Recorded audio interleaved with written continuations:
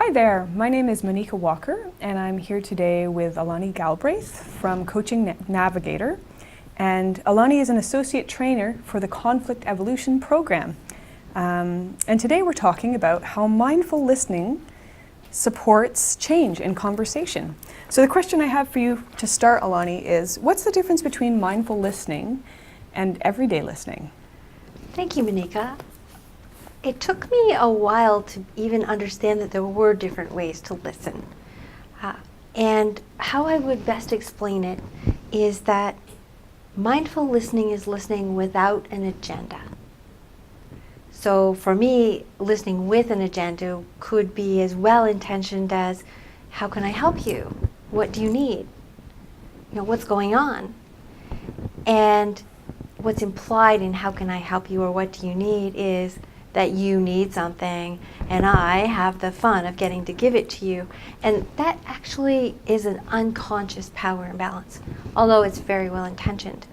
And so conflict evolution invites the practitioner, invites the participants to step into a place of listening with your heart, of listening with empathy, without an agenda, and simply saying, wow, here we are, two human beings experiencing life. Well, how's it going for you today? And I have no agenda except to receive your experience with an open heart and remembering that your experience of being a human being can be profoundly different from mine. And it's an opportunity for me to learn and to receive your experience. And to simply stay in curiosity. Do you have any sort of tips that maybe would help people shift into that kind of listening?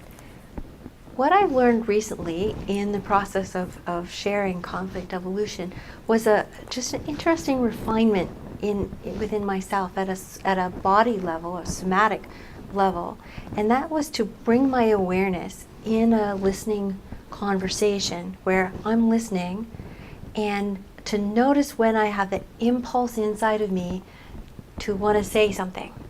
It's like, and I can almost catch myself going, oh, if I could just interrupt you, I have this really cool thing to say. And catch that impulse and go, thank you, and sit back, take a breath, and make a bigger space instead of moving in, which almost unconsciously closes the space. Sit back, take a breath, take a bigger, and turn it into a question. Preferably a simple question. Like, and then what happened? How do you feel about that? What do you think's going on with that? And just listen again. And what I've found is that it allows the conversation to drop into deeper and deeper levels of connection. And from those places of connection, feeling heard, feeling received, all kinds of new things can emerge that wouldn't have been possible if I was so busy running my own agenda. I was closing the space, which doesn't make for connection. It actually kind of begins to close things up again. So can I ask you, in a situation where, what do you perceive as being the reaction of, say, a client in a situation where you're doing that kind of everyday listening with them versus when you shift into mindful listening? What kind of benefits or changes in their behavior do you observe? In the body language, it's very obvious. When I'm noticing, paying attention, I can see it very easily if I'm speaking with someone or I'm listening with someone and I start to slip into old helping patterns.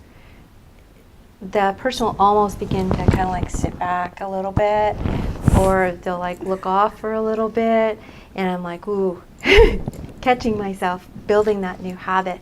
And coming back to just kind of settling back in and taking a breath.